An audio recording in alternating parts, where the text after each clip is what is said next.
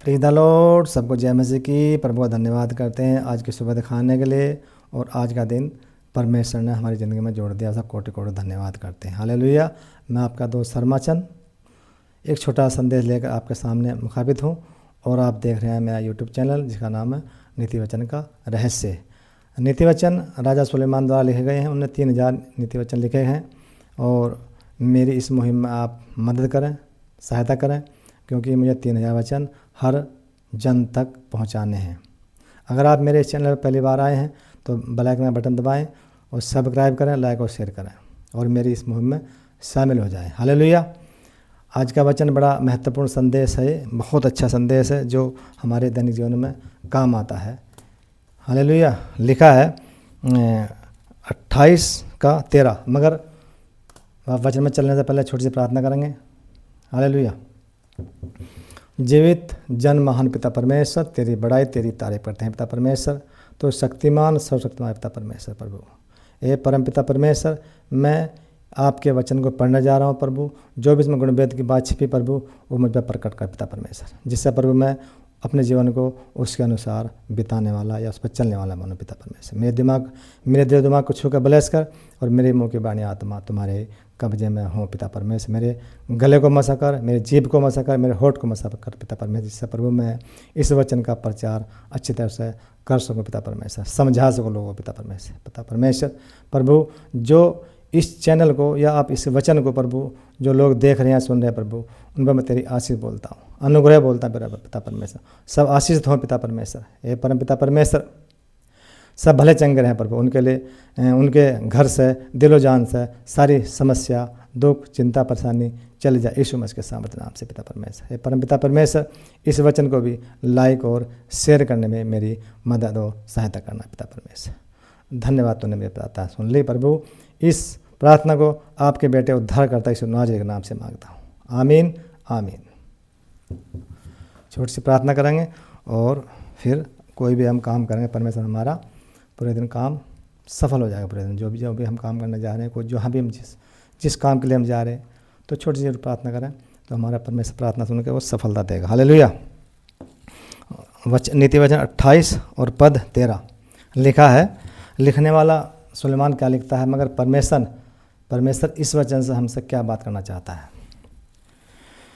लिखा है, जो अपने अपराध छिपाए रखता है उसका कार्य सफल नहीं होता। जो व्यक्ति, जो मनुष्य, जो आदमी अपराध कर कर अपना अपराध छुपाए रखता है,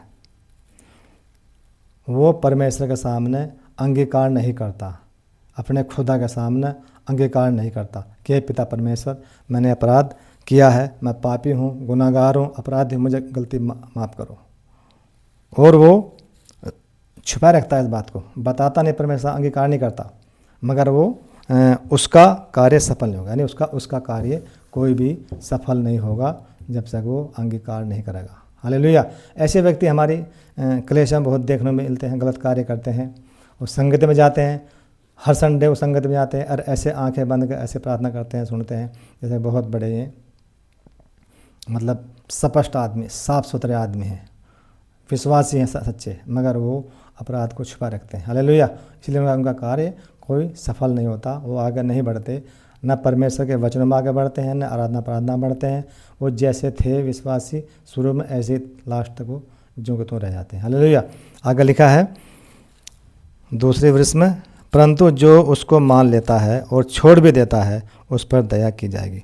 जो व्यक्ति अपने अपराध को कर कर उसको परमेश्वर के सामने अंगीकार करता है कि परमेश्वर, मैं अपराधी हूँ, मैं गुनाहगार हूँ, मैं खतावार हूँ, मैंने ये पाप किया, मैं गलती की, पिता परमेश्वर मेरी गलती को माफ़ करो, क्षमा करो, और उन कामों को वो छोड़ भी देता है।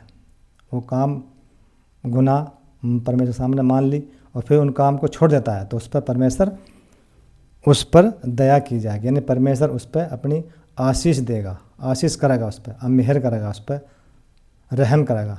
तो वो परमेश्वर में या जीवन में आगे बढ़ता चला जाएगा, उन्नति तरक्की करता चला जाएगा, परमेश्वर के वचनों में बढ़ेगा, आराधना प्रार्थना में बढ़ेगा, परमेश्वर के आज्ञा प्रतिज्ञा पर चलेगा। इसलिए तो आजकल ज़्यादातर विश्वासी यही जो कि तुम रह जाते हैं, विश्वास में आए और परमेश्वर की बपतिस्मा लिया और आज्ञा प्रतिज्ञा बाइबल थोड़ी बहुत ही पढ़ी चले, और महीने 2 महीने साल 6 महीने हुआ, फिर वो अपने ही पापों में, अपराधों में, गुनाहों में, बेविचारों में, झूठ तपान चुगली निंदा में चलते रहते हैं, परमेश्वर से फिर हट जाते हैं। तो वो फिर ज्यों के त्यों छोटे जैसे विश्वासी थे ऐसे ही विश्वासी रह गए। अगर वो आगे कुछ नहीं कर पाए, ना प्रचार कर पाए, ना और अपने जीवन में तरक्की उन्नति कर पाए, ना किसी को विश्वास में ले पाए। वो जैसे जैसे थे ऐसे ही रह जाते हैं। इसलिए वचन यह कहता है कि अगर आप अपराध कर लिया, कोई आपने गुनाह हो गई, तो परमेश्वर के सामने जाओ, घुटने टेको, उसको अंगीकार करो, हे पिता परमेश्वर, मेरे पे गुनाह हो गई, गलती हो गई, ये मेरी गुनाह है, उसका माफ़ करो, क्षमा करो। तो परमेश्वर हमें क्षमा करने वाला परमेश्वर है, दया करने वाला परमेश्वर है। वो दुख देकर भी पछताने वाला परमेश्वर है, अनुग्रहकारी है, वो दयावंत है। वो तो दया करेगा, अब माफ़ कर देगा। अगर आप ऐसा करेंगे तो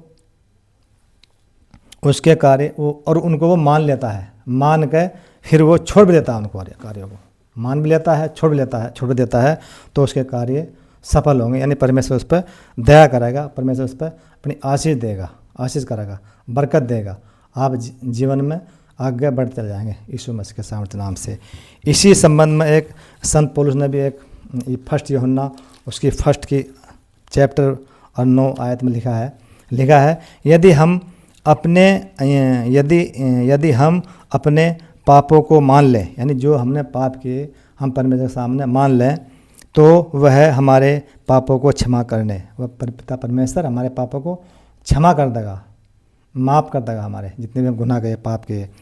अगर हम मान लेंगे उसको, जब ही वो माफ़ करेगा, और हमें सब अधर्म से, और हम सारे जितने हमने अधर्म किए, पाप किए, गुनाह किए, शुद्ध कर देगा वो, और करने में विश्वास योग्य और धर्मी ठहरेगा। संत पौलुस कह रहे हैं कि अगर हमने पाप कर दिए, हमने अपने को गुनाहगार हो गए, हम परमेश्वर सामने कि परमेश्वर हमने गुनाह किए, हमने गलती की है, हमें माफ़ करो, और जो परमेश्वर हमारे गुनाह को, जो हमने गुनाह करे हैं, अधर्म के काम करे हैं, उनसे परमेश्वर हमें शुद्ध कर देगा, हमें पाप से रहित कर देगा, वो हमारे पाप दूर कर देगा। क्योंकि परमेश्वर क्षमा करने वाला है, दया करने वाला, अनुग्रहकारी है, देर से प्रकोप करने वाला है, और दुख देकर भी पछताने वाला परमेश्वर है।